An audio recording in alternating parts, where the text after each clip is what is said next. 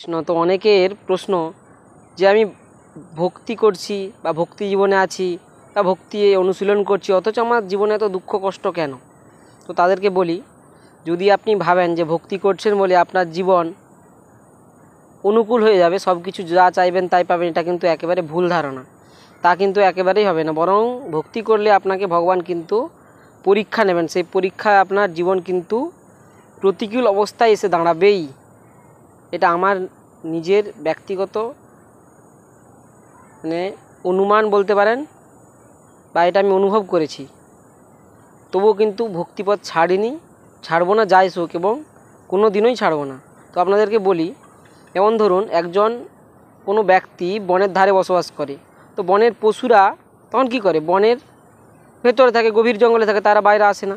কিন্তু যদি বনের ভেতর আগুন বা অগ্নির সংযোগ হয় বা আগুন লেগে যায়, সেক্ষেত্রে কি বন্যজন্তুরা কিন্তু সে বাইরের দিকে ছুটে আসবে। তো সেই রকমই আমরা যে ভক্তি করছি, আমাদের শরীরে বা মনে যদি ভক্তির আগুন আমরা জ্বালিয়ে দিই বা যদি জ্বলে যায়, যে কোনো সাধুসঙ্গ বা যে কোনো কারণেই যদি ভক্তির রূপী আগুন বেড়ে যায়, তবে কিন্তু কাম, ক্রোধ, লোভ, মোহ, মদ ও মাৎসর্য যেসব ষড়রিপু আছে বা যত দুঃখ কষ্ট প্রতিকূলতা, সব কিন্তু বাইরের দিকে বেরিয়ে আসবে, প্রকাশ পাবে, প্রকট হবে। তার জন্য অবশ্যই সাবধান থাকবেন।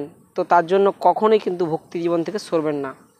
যেমন ভাবুন, একটা বড় পরীক্ষায় সফলতার জন্য আপনাকে কতই না কষ্ট করতে হয়, খাওয়া দাওয়া সব ছেড়ে দিয়ে আপনাকে, কিন্তু যদি শেষ পর্যন্ত ধরে থাকেন, সাফল্য কিন্তু আসবেই। সেই রকম সেই সাফল্য পাওয়ার পর আপনার জীবনটা কিন্তু বদলে যাবে।